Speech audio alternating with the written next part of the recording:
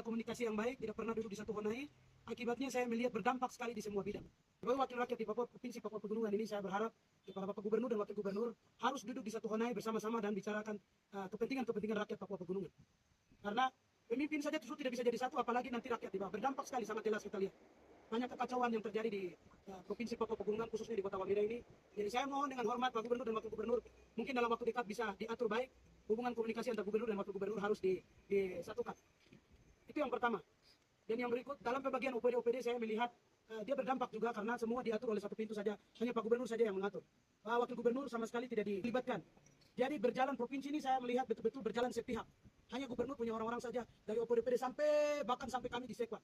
Dampak kepada kami juga DPR, di lembaga DPR, dari Kabak Keuangan di OPD sampai Sekwan yang ada di DPR ini, semua diatur oleh Pak Gubernur.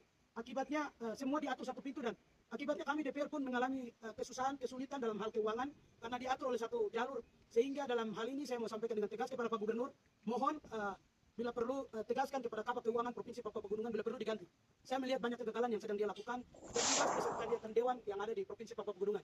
Saya mohon perlu dievaluasi karena kepengurusan mereka yang lambat mengakibatkan kami DPR ini sangat betul-betul susah. Kami susah, apalagi rakyat kami mau perhatikan. Hari ini rakyat kecil Pak Gubernur tidak mungkin turun langsung perhatikan. Kami DPR ini juga wakil rakyat. Pak Gubernur tolong melihat hal ini, Pak Abang Keuangan dan Ibu Sekpan di Provinsi Papua Pegunungan mungkin bisa dikoreksi baik. Itu hal lagi, BPK saya mohon periksa keuangan dengan baik supaya jangan takar-sakar. Kami DPR ini bisa 3 bulan sekali, 4 bulan sekali kami terima, kami punya hak. Ini kenapa? Itu pun dibatasi. BPK turun periksa keuangan Provinsi Papua Pegunungan. Akibatnya rakyat pun merasakan.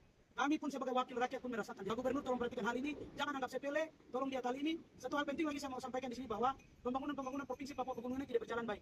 Kenapa saya katakan begitu? Karena jembatan baru bikin saja sudah bongkar, jalan baru bikin sudah bongkar. Dan saya melihat karena kami ini langsung berkaitan langsung dengan dinas terkait di dinas PUPR, kami dari Komisi D, jadi kami mau sampaikan langsung, kami sampai saat ini jujur saja kami tidak pernah turun lapangan, kami tidak tahu pembangunan mana yang terjadi di Provinsi Papua Pegunungan karena kami sudah menyurat kepada komisi terkait, kepala dinas PU, tidak pernah dia hadir, sudah hampir 3 kali. Kami bingung ini kenapa.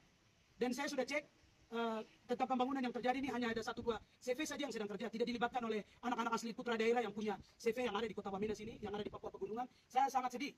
Jadi saya melihat ini semua dikerjakan hanya satu pintu. Kenapa anak-anak putra daerah tidak bisa dilibatkan? Hanya mungkin ada orang-orang tertentu yang Pak Gubernur sudah tentukan dan mereka sedang kerja. Makanya akibatnya pembangunan Provinsi Papua Pegunungan sudah mau hampir 2 tahun ini tidak ada sama sekali kalau saya mau bilang. Saya mohon Kepala Dinas PU tolong melihat hal ini, jangan kasih proyek-proyek itu kepada orang-orang luar. Kami tidak tahu mereka tinggal di mana, makan di mana, tidur di mana.